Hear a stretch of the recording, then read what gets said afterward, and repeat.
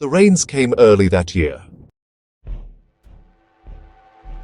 In the ancient coastal town of Thiruvallum, where the Arabian Sea whispered against laterite cliffs, people said the monsoon had a mind of its own.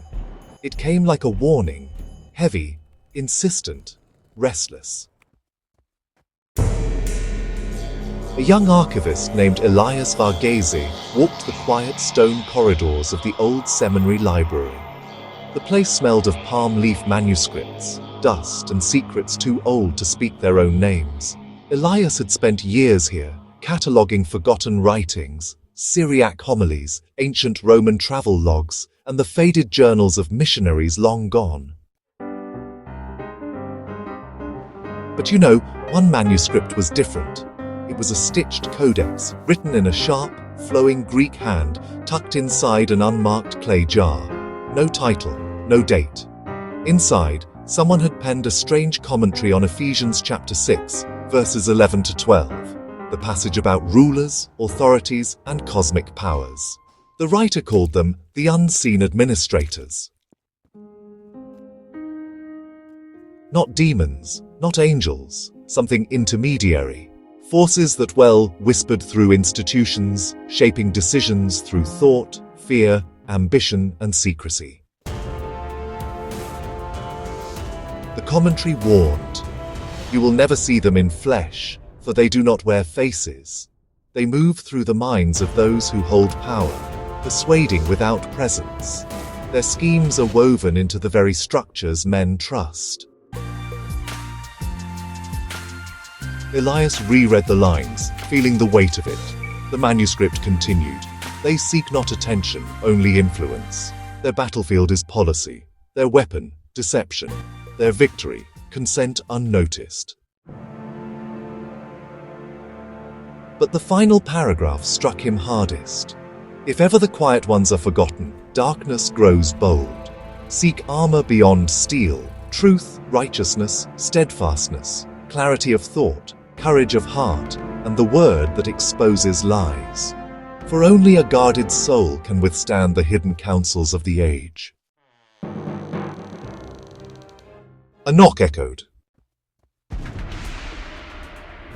It was Father Thaddeus, the old librarian, a man whose back had bent under 50 years of manuscripts and mysteries. "You found something you weren't meant to find." "So it's about demons?" "No, not exactly. It's about what happens when unseen spiritual influences mix with human institutions." "No, not exactly. It's about what happens when unseen spiritual influences mix with human institutions. When invisible vices hide behind visible authority. When systems grow powerful enough to shape souls." That text was written after the fall of a great city. Its author had watched an empire rot from within, not because of armies, but because lies infiltrated its councils. He saw what Paul meant by rulers and authorities, not men alone, but the unseen distortions moving through them. But why hide it?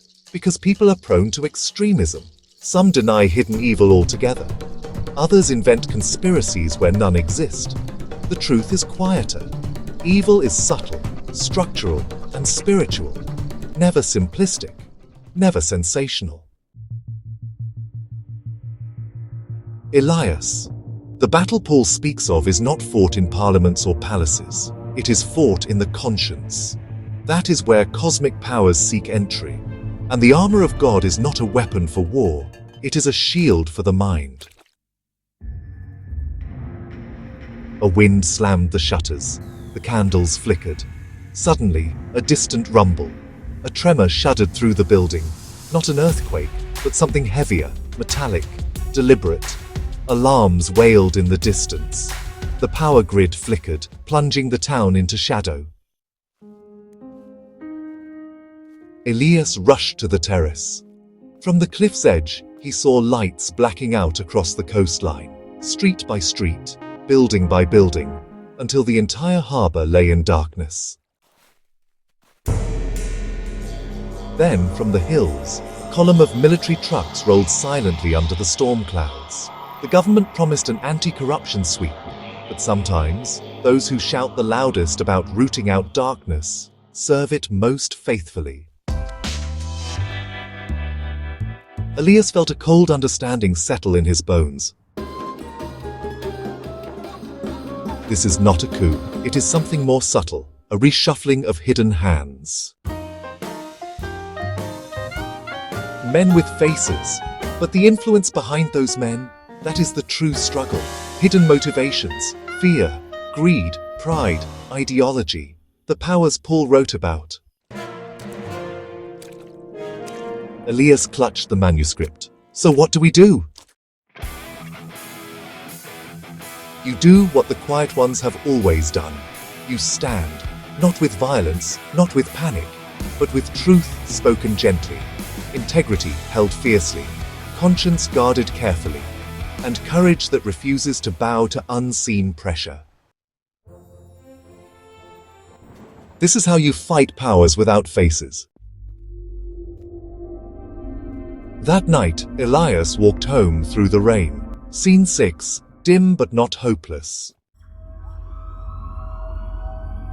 The streets were dim but not hopeless. Candles flickered in windows. Families gathered. Whispers rippled through the town. People sensed something shifting, something deep, structural, felt but not seen. Elias held the manuscript under his arm. The words on its final page came alive in his mind. Darkness organizes itself in shadows. Light organizes itself in people. He took a deep breath. The struggle was real. The powers were subtle, but the armor had already been given. And in the quiet monsoon night, with hidden forces moving across the hills, Elias felt a simple truth settle in his heart. The unseen battle is never won by fear, only by those who stand.